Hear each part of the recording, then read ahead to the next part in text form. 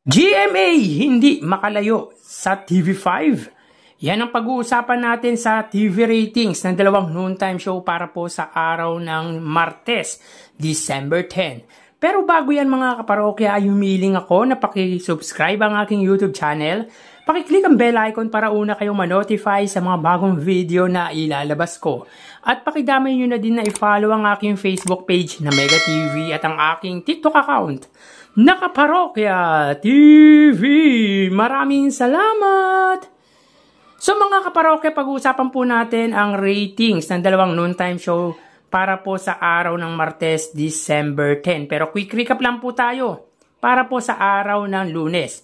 So dito may kita po natin ang It Showtime po ay may 7.6% at ang It Bulaga ay may 3.6%. So dito mga kaparokya ay 4% po ang pagitan ng dalawang noontime show pabor po sa It Showtime. Pagdating naman po sa TV Network mga kaparokya ay angat po ng 2.2% ang Kapuso sa Kapatid Network. Bagaman mataas po sa numero, ang It Showtime ay hindi po nangangahulugan na para sa atin nagwagi na po ito sapagkat hindi po neto na-meet ang kanilang TV ratings average na 8.4% saka It Showtime at 4% naman po sa It Bulaga. Pero without an average ratings mga kaparokya, obviously ay wagi po ang It Showtime.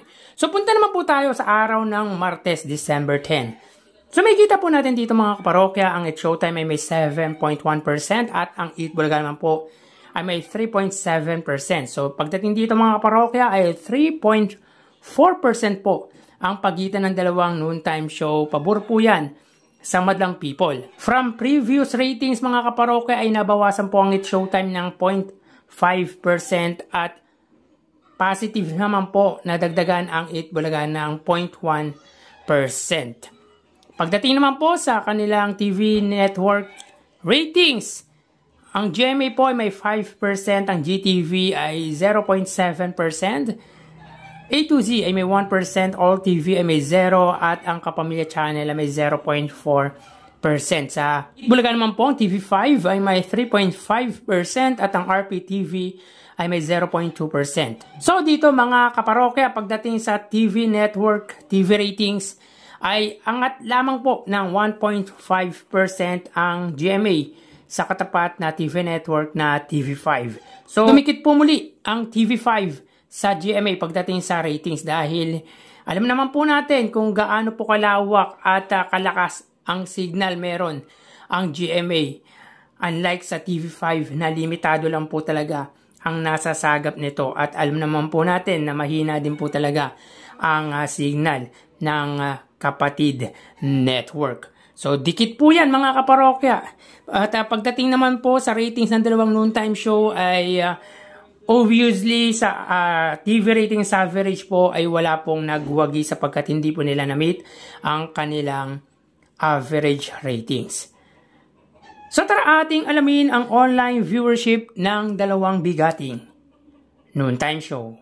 Para sa It Bulaga under TVJ Facebook page na may 2.7 million followers at sa It Showtime naman po na may 18 million followers. So as of 1:40 PM ang It Showtime po na may kasalukuyang segment pa rin po na And the Breadwinner Is, at ang It Bulaga naman po na may kasalukuyang segment na Gimme 5. So dito may kita po natin mga kaparokya, ang It Showtime ay may 4,800 viewers, samantalang ang It Bulaga naman po ay may 4,400 live viewers. So again, as of 1:41 PM ang It Showtime po ay may 4,800 viewers, nakatumbas po ng 5,000. At ang It Bulaga naman po ay may 4,400 live viewers, nakatumbas naman po ng 4,000. So punta naman po tayo sa TV Network YouTube channel ng dalawang noontime show. So unahin po natin ang It Bulaga under TV5 Philippines na may kasalukuyang subscribers na 2.17 million. At sa It Showtime naman po under GMA Network YouTube channel na may 37.3 million subscribers. So as of 1:42 PM ang It Showtime under GMA Network, sila po ay may 18,000 viewers.